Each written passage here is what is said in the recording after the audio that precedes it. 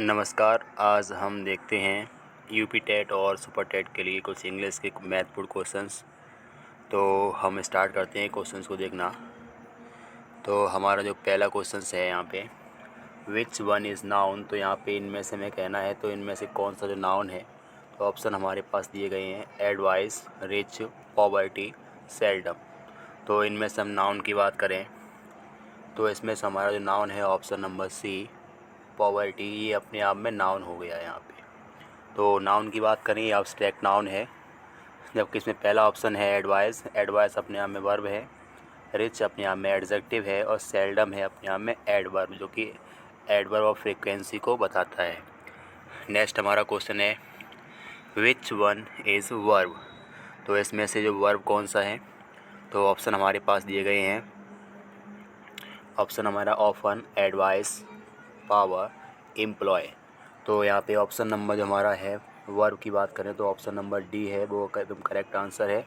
Employ होता है नियुक्त करना। तो यहाँ पे ये ऑप्शन हमारा सही हो गया। जबकि इसमें पहला ऑप्शन है ऑफन, जो अपने आप में एडवर्ब है। एडवाइस यहाँ पे ADVICE, तो ये अपने आप में नाउन है। और पावर है, पावर मीन्स स्ट्रेंथ, शक्ति है। पावर ये अपने आप में एक नाउन है। तो यहाँ पे हमारा दूसरे का ऑप्शन होगा करेक्ट, डी, एम्प्लॉय। नेक्स्ट हम बात करें तो क्वेश्चन नंबर हमारा थर्ड है। यहाँ कह रहे हैं तो dash dash dash are running. तो यहाँ पे बात कर रहे हैं हेल्पिंग वर्ब, आर लगी हुई है, रनिंग लिखा हुआ है। तो यहाँ पे हमें छांटना है इसमें से बहुवचन कौन सा है। तो माउस है, कैटल है, रैट है, पर्सन है। तो इसका हमारा जो करेक्ट आंसर है वो है बी ऑप्शन, कैटल। तो कैटल है, पुलिस है, पब्लिक है, पोल्ट्री है, जेंट्री है, ये अपने आप में हमेशा बहुवचन में ही प्रयोग होते हैं। तो तीसरे का राइट आंसर हो गया कैटल। जबकि इसमें ए ऑप्शन माउस है। माउस जो होता है रैट का फेमिनिन है और सिंगुलर में है। माउस का जो बहुवचन होता है वो माइस होता है, MICE। और रैट लिखा है, रैट अपने आप में सिंगुलर है। और पर्सन अपने आप में एक वचन होता है, पर्सन का जो बहुवचन है वो होता है प्यूपल। नेक्स्ट हम बात करें find out singular. Question number 4 का जो हम देखेंगे तो इसमें सिंगुलर चाटना है, मैं एक वचन इसमें से कौन है। तो पहला ऑप्शन है सीनरी, दूसरा है पोइट्री, तीसरा है तो सी ऑप्शन न्यूज़, तो चौथा है ऑल ऑफ दीज। तो इसमें से जो हमारा ऑप्शन है वो डी हो जाएगा, ऑल ऑफ दीज। तो यहाँ पे ये सभी नाउन हैं वो सभी अपने आप में एक वचन है। तो जितने भी विषय के नाम आ जाएं तो सब्जेक्ट वगैरह हैं वो अपने आप में एक वचन होते हैं। सीनरी हो गया, पोइट्री हो गया, लगेज हो गया, फर्नीचर हो गया, मशीनरी हो गया, न्यूज़ हो गया, मैथमेटिक्स हो गया, फिज़िक्स हो गया, अपने आप में सभी ये सिंगुलर में आते हैं। तो चौथे का हमारा राइट आंसर हो गया डी। नेक्स्ट हम देखते हैं क्वेश्चन नंबर 5 है हमारा फाइंड आउट प्लूरल। इसमें देखना है बहुवचन कौन सा है। तो बहुवचन के लिए हम देखते हैं यहाँ पे तो माइस है, जेंट्री है, पोल्ट्री है, ऑल ऑफ द। तो इसमें से सभी हमारे ये बहुवचन ऑप्शन हैं यहाँ पे। तो माउस है जो उसका माइस बनता है। जेंट्री अपने आप में हमेशा बहुवचन में रहता है, पोल्ट्री अपने आप में भी बहुवचन में रहता है। तो यहाँ पे हमारे सभी बहुवचन ऑप्शन है। तो ऑल ऑफ द एबव हो गया आंसर हमारा। नेक्स्ट एक ऑप्शन नंबर तो क्वेश्चन नंबर 6 है। यहाँ पे कह रहे हैं तो हमारे यहाँ पे ऑप्शन दिया गया है the camel is dash shape of desert. तो camel is option number C हो जाएगा right answer, the shape of desert. तो ऊँट है वो रेगिस्तान का जहाज़ कहलाता है, जहाज़ होता है। नेक्स्ट क्वेश्चन हम देखें विच वन इज़ करेक्ट स्पेलिंग। यहाँ पे हमें स्पेलिंग्स देखनी है, इसमें से करेक्ट स्पेलिंग कौन सी है। तो हमें करेक्ट स्पेलिंग का सिलेक्शन करना है, चुनाव करना है। तो हमें कमेटी देखना है। तो कमेटी की जो स्पेलिंग है COMMITTEE। तो हमारा पहला ऑप्शन है एकदम यहाँ पे करेक्ट हो गया। तो ऑप्शन नंबर जो हमारा 7वें का फर्स्ट है अपने आप में करेक्ट आंसर है। तो हमारा ये करेक्ट आंसर हो गया है। नेक्स्ट क्वेश्चन हम देखते हैं। हमारा जो नेक्स्ट क्वेश्चन है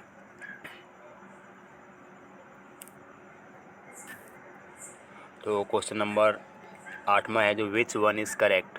तो यहाँ पे पूछा गया इसमें से करेक्ट कौन सा है।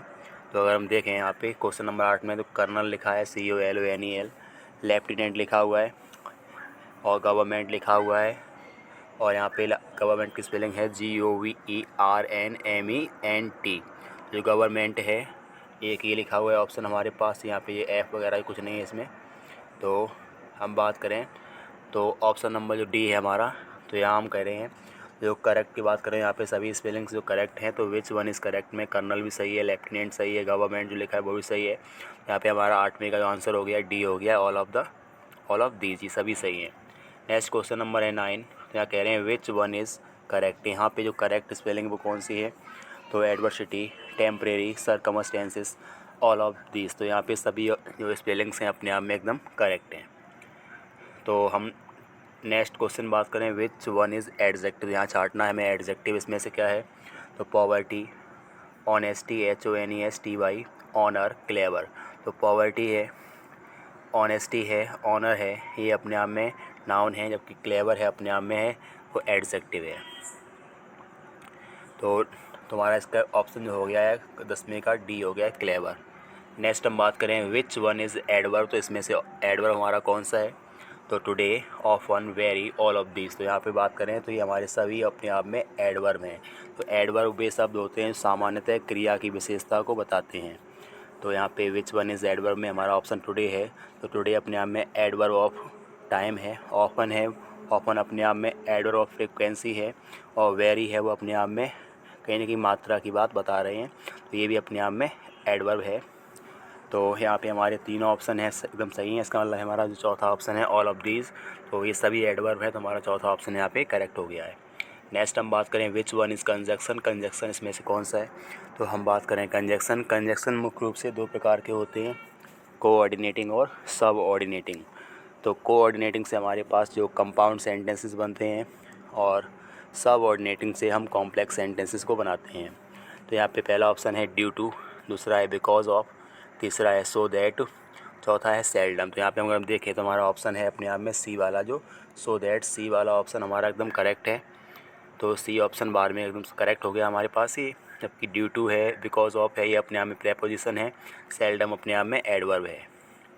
नेक्स्ट हम देखते हैं which one is in passive voice. इसमें से पैसिव वॉइस कौन सा है, तो पैसिव वॉइस की मुख्य पहचान है यहाँ पे वर्ब की थर्ड फॉर्म आती है।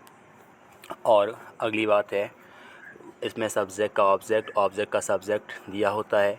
और इसमें टेंस चेंजिंग की बात करें तो यहाँ पे पहला ऑप्शन देख रहे हैं द बुक इज़ रेड। तो पहला ऑप्शन हमारा एकदम करेक्ट है, ये पैसिव वॉइस में है, क्योंकि इस एम आर के बाद जब भी क्रिया आती है, एक्टिव वॉइस अगर वाक्य होगा तो वहाँ क्रिया की फर्स्ट फॉर्म में ING अवश्य आती है। तो बी ऑप्शन हमारा है द ट्रेन हैज़ लेफ्ट, ये अपने आप में एक्टिव में ही है।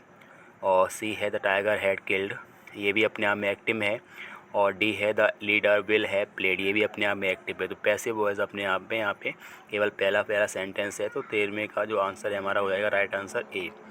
नेक्स्ट हम बात करें which one is imperative sentence. निम्नलिखित में से इम्परेटिव हमारा वाक्य कौन सा है, I do not play, B वाला वाक्य है alas I have lost my pen, C है मे यू लिव लॉन्ग, और डी है डू दिस वर्क।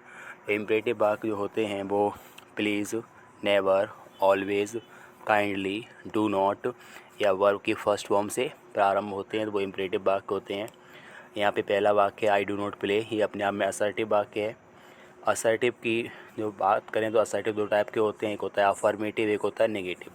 तो असर्टिव में ये नेगेटिव है। दूसरा वाक्य हमारा बी ऑप्शन है, ये है एक्सक्लेमेटरी सेंटेंस, जहाँ पे एलास, हुर्रा, ब्रेवो इस तरह के शब्द आए, एक्सक्लेमेशन मार्क है, वो अपने आप में एक्सक्लेमेटरी सेंटेंसेस है। हमारा सी ऑप्शन है मे यू लिव लॉन्ग, ये अपने आप में ऑप्टेटिव है। ऐसे वाक्य जिनमें आशीर्वाद, शुभकामनाएं, प्रार्थना वगैरह का भाव प्रकट हो, उसमें अपने आप में वाक्य होता है ऑप्टेटिव सेंटेंस। जबकि चौथा ऑप्शन हमारा इसमें है डी। तो 14वें का डी ऑप्शन हमारा करेक्ट आंसर हो गया, डू दिस वर्क। डू अपने आप में वर्क की फर्स्ट फॉर्म है, तो 14 नंबर का 14 नंबर का जो आंसर है हमारा डी हो जाएगा। नेक्स्ट हम बात करें question number 15, which one is in present perfect tense. तो प्रेजेंट परफेक्ट टेंस में हम बात करें तो प्रेजेंट परफेक्ट में हेल्पिंग वर्ब हैज़ या हैव आती है। और हम बात करें तो प्रेजेंट कॉन्टिन्यूस में इज एम आर आता है। प्रेजेंट इंडेफिनिट में डू डज या वर्ब की केवल फर्स्ट फॉर्म आती है। प्रेजेंट परफेक्ट कॉन्टिन्यूस में हैज़ बीन या हैव बीन का प्रयोग होता है। पहला लिखा है ही इज़ रीडिंग, ये हो गया प्रेजेंट की कॉन्टिन्यूस में। दूसरा है सी स्पीक्स फास्ट, ये हो गया अपने आप में प्रेजेंट इंडेफिनिट में। द लॉयन हैज़ स्लेप्ट, ये अपने आप में हैज़ आ रहा है, ये हो गया प्रेजेंट परफेक्ट में। और आई डू नॉट टॉक, ये प्रेजेंट इंडेफिनिट। तो हमारा जो 15वें का राइट आंसर है वो है C option number, the lion has slept. तो प्रेजेंट परफेक्ट में अपने आप में हैज़ या हैव का प्रयोग होता है, वर्ब की थर्ड फॉर्म भी आती है। और प्रेजेंट कॉन्टिन्यूअस टेंस में इज एम आर आता है, यहाँ पे क्रिया जारी रहती है। और प्रेजेंट कॉन्टिन्यूअस टेंस को प्रेजेंट इम्परफेक्ट टेंस भी कहा जाता है। तो हमारा नेक्स्ट क्वेश्चन देखते हैं, which one is in compound sentence. तो कंपाउंड सेंटेंस की जब भी बात आए तो हमें कंजक्शन लगाना है। अगर बट आ रहा है, सो आ रहा है, अदरवाइज़ आ रहा है और एंड आ रहा है, एट आ रहा है, तो ये अपने आप में कंपाउंड सेंटेंस ही है। तो हम बात करें यहाँ पे, he is busy because he has some work. B option है, although he is rich he is miser. C option है, seeing a tiger I came back. D option है, I was ill so he was absent। तो यहाँ पे हम बात करें तो हमारा 16 में जो करेक्ट आंसर है वो है he was ill so he was absent। तो यहाँ पे हमारा राइट आंसर हो गया डी। हम इसके एक्सप्लेन करें, पहले सेंटेंस देखें तो पहले सेंटेंस में आ रहा है बिकॉज, तो अपने आप में कॉम्प्लेक्स सेंटेंस है। दूसरे वाक्य में ऑल्दो लगा हुआ है, ये भी अपने आप में कॉम्प्लेक्स सेंटेंस है। और जो वाक्य नंबर तीसरा है हमारा C option, seeing a tiger I came back, ये अपने आप में सिंपल सेंटेंस है। और यहाँ पे सिंपल में प्रेजेंट पार्टिसिपल का प्रयोग किया गया है। पार्टिसिपल 3 प्रकार के होते हैं, प्रेजेंट, पास्ट और परफेक्ट। तो वर्ब की फर्स्ट फॉर्म में जो आईएनजी लगा के हम प्रयोग करेंगे तो यहाँ पे ये प्रेजेंट पार्टिसिपल बन रहा है। अगर हैविंग के साथ थर्ड फॉर्म करते हैं तो परफेक्ट बनता है। और वर्ब की थर्ड फॉर्म का प्रयोग अगर हम एडजेक्टिव की तरह करते हैं तो अपने आप में वो पास्ट पार्टिसिपल बन जाता है। नेक्स्ट बात करें, which one is in complex sentence. तो क्वेश्चन नंबर 17 में हमें देखना है इसमें कॉम्प्लेक्स कौन सा है। तो he went but he did not go, ये अपने आप में सिंपल कंपाउंड सेंटेंस है। He is playing like you, ये अपने आप में सिंपल है। आई sold a camera which was very old, तो यहाँ पे विच आ गया है, ये अपने आप में है कॉम्प्लेक्स सेंटेंस। अगर हम बात करें इसमें से कौन सा क्लॉज है, noun clause, adjective clause, adverb clause, तो ऐसा वाक्य की जो पहले वाक्य की विशेषता कहीं दूसरे वाक्य में बताई जाए तो अपने आप में वो हो जाएगा एडजेक्टिव क्लॉज। जो कैमरा है, आई सोल्ड अ कैमरा, मैंने एक कैमरा बेचा। विच वॉज वेरी ओल्ड, जो बहुत पुराना था। तो क्या पुराना था, तो जो कैमरा है वो पुराना था। जब पहले वाक्य है उसकी विशेषता दूसरे वाक्य में दी जाए और वाक्य किसी न किसी कंजक्शन से जुड़ा हो तो वहाँ पे हमें नाउन क्लॉज या एडजेक्टिव क्लॉज या एडवर्ब क्लॉज की बात करें तो अपने आप में हो जाएगा एडजेक्टिव क्लॉज, क्योंकि एडजेक्टिव भी होता है वो नाउन या प्रोनाउन की विशेषता को बताता है। तो यहाँ पे जो कैमरा है तो उसकी विशेषता अपने आप में है ओल्ड, तो नाउन की विशेषता ओल्ड से मालूम पड़ रही है, अपने आप में हो गया एडजेक्टिव क्लॉज। तो हमारा राइट आंसर जो ऑप्शन है वो है C, I sold a camera which was very old. ये कॉम्प्लेक्स सेंटेंस है और एडजेक्टिव क्लॉज में है। नेक्स्ट बात करें, which one is in adjective clause. यहाँ पे एडजेक्टिव क्लॉज पूछा गया है तो यहाँ पे बात करें, I saw a boy and he ran away, ये अपने आप में कंपाउंड सेंटेंस है। Having done my work I went home, तो बी वाला ऑप्शन है वो सिंपल सेंटेंस है। It is true that the sun is hot, ये अपने आप में कॉम्प्लेक्स सेंटेंस है लेकिन कॉम्प्लेक्स में नाउन क्लॉज है। This is my friend who is a doctor, तो यह मेरा मित्र है। और who is a doctor means जो एक डॉक्टर है, तो जो फ्रेंड की विशेषता अपने आप में डॉक्टर है तो ये अपने आप में हो गया है एडजेक्टिव क्लॉज। यहाँ पे हु से हम बात को जोड़ रहे हैं तो हु का प्रयोग जो लिविंग में आता है जबकि विच का प्रयोग नॉन लिविंग में करते हैं। तो हमारा इसका करेक्ट आंसर हो गया 18 का D, this is my friend who is a doctor. Next हम देखते हैं क्वेश्चन नंबर 19। तो life story of a man written by himself, यहाँ पे हम बात कर रहे हैं वन वर्ड की। तो स्वयं के द्वारा लिखी कथा है, उससे अपनी जीवन की कहानी है। तो लाइफ स्टोरी मीन्स जीवन की कहानी, ऑफ अ मैन मीन्स एक व्यक्ति की, रिटन मीन्स लिखी गई हो, बाय हिमसेल्फ मीन्स स्वयं के द्वारा। तो स्वयं के द्वारा लिखी गई जीवन कहानी को बोलते हैं ऑटोबायोग्राफी। अगर हमने कहा by chance life story of a man written by another, तो यदि किसी की जीवन की कहानी है कोई दूसरा व्यक्ति लिखता है तो उसे हम बोलते हैं बायोग्राफी। और तीसरा ऑप्शन हमारा लिखा है डेमोक्रेसी, से बोलते हैं the government of the people, why the people for people, तो ये अपने आप में रहता है डेमोक्रेसी। एम्बेसडर डी ऑप्शन लिखा है, इसका वन वर्ड रहता है a diplomatic representative of one country in another. हमारा 19 का जो करेक्ट आंसर है वो है बी, ऑटोबायोग्राफी। नेक्स्ट हम बात करें किलिंग ऑफ वंस किंग, तो स्वयं के राजा की हत्या, खुद के राजा की हत्या को बोलते हैं हम रेजिसाइड। तो रेजिसाइड अपने आप में है किलिंग ऑफ वंस किंग, तो 20 में हमारा आंसर हो गया करेक्ट वो है सी, रेजिसाइड। हम बात करें पहला ऑप्शन इसमें मैट्रिसाइड है, तो किलिंग ऑफ वंस मदर को होता है मैट्रिसाइड। फ्रैक्ट्रिसाइड लिखा है तो किलिंग ऑफ वंस ब्रदर को कहते हैं फ्रैक्ट्रिसाइड। और लास्ट में डी ऑप्शन इसमें दिया इन्फेंटिसाइड, इसे बोलते हैं the killing of a new born baby. तो हमारा 20 में का करेक्ट आंसर हो गया सी रेजिसाइड। रेजिसाइड मतलब राजा की हत्या। नेक्स्ट हम बात करें हुज वाइफ हैज़ डाइड, जिसकी पत्नी ख़त्म हो गई उसे बोलते हैं विडोवर। तो इसका करेक्ट आंसर हो गया हमारा, वन वर्ड है ये भी। तो 21 में करेक्ट आंसर है विडोवर, बी ऑप्शन नंबर सही है। बात करें विडो, तो ऐसी महिला जिसका पति ख़त्म हो गया उसे विडो बोलते हैं। ऑप्टिमिस्ट होता है जो आशावादी हो, विश्वास करने वाला हो। तो a person who looks at the bright side of the things, उसे हम कहते हैं ऑप्टिमिस्ट। तो डी ऑप्शन लिखा है pessimist. A person who looks at the dark side of the things, उसे बोलते हैं पेसिमिस्ट। तो यहाँ पे हमारा 21 का करेक्ट आंसर है वो है बी। नेक्स्ट हम बात करें वन हु नोज़ 2 लैंग्वेजेस, एक व्यक्ति 2 भाषाएं जानता है उसे बाइलिंगुअल बोलते हैं। इसका 22 का करेक्ट आंसर हमारा हो गया है वो है ए बाइलिंगुअल। और लिंग्विस्ट होता है जो बहुत सी भाषाएं जानता है, मैनी लैंग्वेजेस वाला। ओमनीसाइंट होता है जो सब कुछ जानता हो, वन हु नोज़ एवरीथिंग। और एम्बेसडर है diplomatic representative of one country in another. तो हमारा 22 का जो आंसर हो गया है वो ए है बाइलिंगुअल। नेक्स्ट हम बात करें फिगर ऑफ स्पीच। यहाँ क्वेश्चन दे रहे हैं death lays its icy hand on the king, जो मृत्यु है वो राजा के ऊपर अपने ठंडे हाथों को रखे हुए है। तो मृत्यु अपने आप में जो हमें फील होती है, केवल ना दिखाई पड़ती है ना छू सकते हैं। तो ऐसी अब्स्ट्रैक्ट चीज़ें हैं जो अपने आप में केवल दिखाई नहीं पड़ सकती हैं ना छू सकते हैं, केवल उन्हें महसूस करते हैं। और उन्हें जब व्यक्ति की तरह हम सजीव मान के बताते हैं तो ये हमारा होता है पर्सोनिफिकेशन, अर्थात मानवीकरण। ऐसे एग्जाम्पल आता है लव इज़ ब्लाइंड, तो वो भी अपने आप में क्या है, पर्सोनिफिकेशन है। Anxiety is sitting on her face, ये भी अपने आप में होता है पर्सोनिफिकेशन। सिमिली जब होता है जब किसी की हम तुलना करें, वहाँ पे सो लायक एस का प्रयोग किया है। तो दो अलग अलग वस्तुओं में तुलना करने पर जब हम सो लायक एस का प्रयोग भी करते हैं, अपने आप में सिमिली होता है। मेटाफर जब होता है जब हम दो अलग अलग वस्तुओं की कंपेरिजन कर रहे हैं और उन्हें स्वयं एक ही मान लेते हैं। एलिट्रेशन को हिंदी में बोलते हैं अनुप्रास अलंकार, जब पहले वर्ड की बार बार आवृत्ति की जाए तो उसे हम बोलते हैं एलिट्रेशन। तो हमारे देश का जो करेक्ट आंसर है वो रहेगा सी पर्सोनिफिकेशन, मानवीकरण। नेक्स्ट है 4 हमारा 24 life is like a dream, तो जिसमें लाइक सो एज लग जाए और जहाँ पे अलग अलग वस्तुओं की तुलना करें, अलग अलग ऑब्जेक्ट्स हों, वहाँ पे आता है हमारा सिमिली। तो ये हो गया हमारा डी ऑप्शन यहाँ पे सिमिली। ऑक्सीमोरन में विरोधाभास होता है, विरोध की बात करते हैं। एपोस्ट्रॉफी में संबोधन करते हैं। और मेटाफर में हम अपने आप में दो अलग अलग वस्तुओं की तुलना करते हैं और उन्हें एक ही मान लेते हैं। तो हमारे 24 का करेक्ट आंसर है सिमिली।